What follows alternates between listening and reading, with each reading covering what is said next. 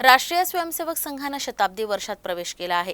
दरवर्षीप्रमाणे यंदाही विजयादशमी निमित्तानं सरसंघचालक मोहन भागवत यांनी स्वयंसेवकांसह संघ मुख्यालय शस्त्रपूजन केलं। यावेळी भागवत यांनी देशात आणि जगात घडणाऱ्या घटनांवर आपलं मत मांडलं।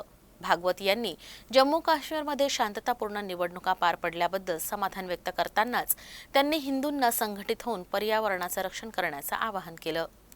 विजयादशमीच्या मुहूर्तावर दरवर्षीप्रमाणे यंदाही संघप्रमुख मोहन भागवत यांनी शस्त्रपूजन केलं। अहिल्याबाई होळकर, महर्षी दयानंद सरस्वती आणि भगवान बिरसा मुंडा यांच्या पवित्र श्लोकांचं स्मरण करून संघप्रमुखांनी भाषणाला सुरुवात केली। प्रत्येकानं वेगवेगळ्या क्षेत्रात काम केलं, मात्र प्रत्येकाची प्रेरणा सारखीच असल्याचं ते म्हणाले। देश आणि जगासमोरील आव्हानांवर संघप्रमुखांनी चिंता व्यक्त केली। ते म्हणाले की भारतानं प्रगती करू नये अशी अनेक देशांची इच्छा आहे। जगात भारताची प्रतिष्ठा तयार होऊ नये असं त्यांना वाटत असल्यामुळे ते विविध डावपेचांचा अवलंब करतात। त्यांना विरोध होईल अशी आशा देखील त्यांनी व्यक्त केली। आजपर्यंत भारत वगळता इतर कोणत्याही देशानं जागतिक विकासाचा मार्ग निवडला नसल्याचं देखील ते म्हणाले। भारत को दबाने का, एक विशिष्ट मर्यादा के अंदर ही बढ़ने देने का प्रयास करेंगे, वैसा हो भी रहा है। क्योंकि आखिर अभी तक भारत छोड़कर बाकी विश्व ने अपने स्वार्थ की बलि देकर भी दुनिया को बड़ा करने का मार्ग पकड़ा नहीं है। हम ये करते हैं, आज भी कर रहे हैं, सबको मदद करते हैं। हमारी शत्रुता करने वालों को भी आवश्यकता में मदद करने वाले हम हैं। शांति रहे इसलिए अपने हितों का बलिदान भी हमने कई बार किया है और करते हैं। ऐसा स्वभाव दुनिया में नहीं है और इसलिए भारत आगे बढ़ रहा है या कोई भी देश आगे बढ़ रहा है, कल चल के हमारा स्पर्धक बनेगा ऐसा डर जिनको लगता है, वो उस देश में तरह तरह के उत्पाद करने में कम नहीं करते। भाषा तो विश्व बंधुत्व की होती है, परंतु वो वहां तक ही है।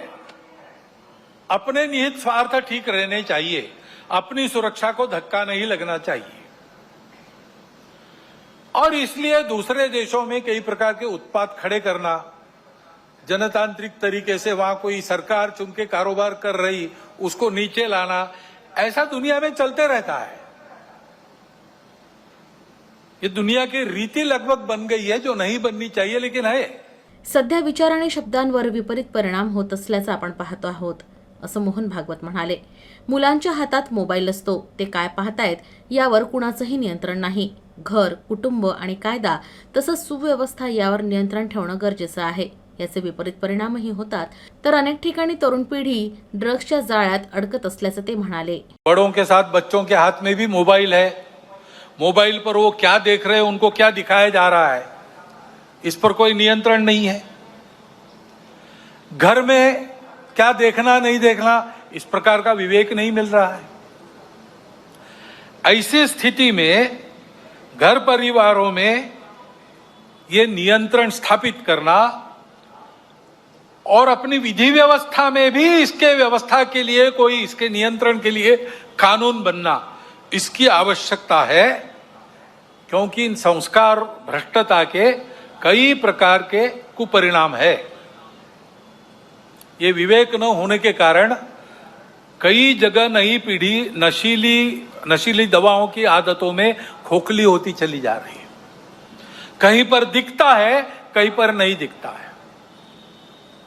कहीं कहीं पर ऐसा भी हो गया है कि कोई नशीली दवा जो नहीं लेता उसको पिछड़ा माना जाता है।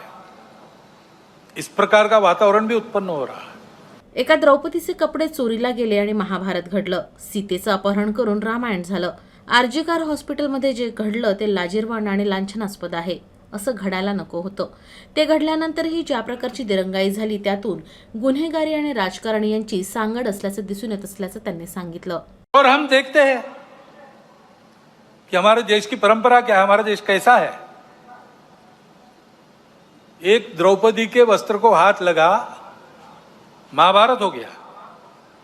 एक सीता का हरण हो गया, रामायण हो गया। यहां पर कैसी घटनाएं घट रही है। अब कलकत्ता में जो हुआ आरजीकर अस्पताल में, लज्जाजनक घटना है, हम सबको कलंकित करने वाली घटना। और ये एक नहीं है, घटनाएं होती है उसका नियंत्रण वगैरह करना, जैसे वहां खड़े हो गए समाज के सब लोग डॉक्टर लोगों के साथ, घटना होने ही नहीं देना, इसलिए चौकन्ना रहना चाहिए, सुरक्षा देनी चाहिए। परंतु होने के बाद भी वहां जिस प्रकार से टालमटाल का प्रयास हुआ, अपराधियों को संरक्षण देने का प्रयास हुआ, ये जो अपसंस्कृति फैली है उसके साथ अपराध और राजनीति का जो गठबंधन हो गया है उसके ये परिणाम है। अनेक ठिकाणी कट्टरवादाला चिथावणी देऊन अशांतता निर्माण केली जाते। समाजात असंतोषाची अनेक कारणं असू शकतात। असंतोष व्यक्त करण्याच्या पद्धती ही घटनेत नमूद केल्या आहेत। गणेशोत्सवादरम्यान विसर्जन मिरवणुकांवर दगडफेक केली जाऊ नये, अशा गोष्टींवर तातडीनं नियंत्रण ठेवणं प्रशासनाचं काम आहे। मात्र समाजानं देखील त्यासाठी तयार असायला हवं। कुणालाही गुंडगिरी करू देऊ नये। स्वतःचं आणि आपल्या प्रियजनांच्या जीविताचं तसंच मालमत्तेचं रक्षण करणं हे मूलभूत अधिकार असल्याचं त्यांनी सांगितलं। अभी गणेश उत्सव के पथराव विसर्जन के जुलूसों पर हुआ, क्यों हुआ? कोई कारण नहीं था। ऐसी बातों का नियंत्रण त्वरित करना प्रशासन का काम है। कहीं करते हैं, कहीं थोड़ी ढिलाई भी दिखती है, परंतु प्रशासन आते तक तो समाज को भुगतना पड़ता है। तो इसलिए समाज को तैयार रहना चाहिए, सावधान रहना चाहिए, तैयार रहना चाहिए। गुंडागर्दी नहीं चलने देनी है। गुंडागर्दी को किसी का सैंक्शन नहीं है, और गुंडागर्दी किसी की भी हो वो क्षम्य नहीं है। अपना और अपनों का प्राण और चीज वस्तु इसकी रक्षा करना ये अपना अधिकार है, मूलभूत अधिकार है। पुढच्या वर्षी राष्ट्रीय स्वयंसेवक संघाला 100 वर्ष पूर्ण होणार आहेत। संघ आता समरसता आणि सद्भावनेची मोहीम अधिक तीव्र करणार आहे। संघप्रमुख मोहन भागवत यांनी विविध जातींच्या हिंदूंना एकत्र राहण्याचं आणि एकमेकांचे सण एकत्र साजरे करण्याचं आवाहन केलंय। संघप्रमुखांनी हिंदू समाजाला संघटित होण्याचं आवाहन करत समाजानं संघटित आणि मजबूत राहावं असंही सांगितलं। अपने समाज में अनेक जाति वर्ग है, उनका अपना अपना नेतृत्व है। उस नेतृत्व के हाथ में संस्थाएं हैं, उन संस्थाओं के द्वारा उन जाति वर्गों का संचालन होता है, अच्छी तरह होता है। ये सब जाति वर्गों के जो मुखिया लोग हैं वो अगर नीचे खंड स्तर तक, ब्लॉक स्तर पर एकत्रित आए और आपस में बताए कि अपने जाति के उत्थान के लिए उनको समय के हिसाब से ठीक प्रकार का प्रबोधन, क्या क्या खतरे हैं समाज जीवन में, उससे अपने आप को कैसे बचाना, इसके बारे में जानकारी, देश दुनिया में क्या चल रहा है इसकी जानकारी, ये हम अपने समाज में कैसे देते हैं, उनका जीवन अधिक उन्नत हो, अधिक संस्कार वाला हो, भौतिक दृष्टि से सुखी हो, क्या क्या कर रहे हैं आपस में शेयर करना, बताना। कल्पनाएं मिलती है अन्य लोगों को प्रयास करने के लिए, लेकिन इनके साथ और 2 विषयों की चर्चा करना।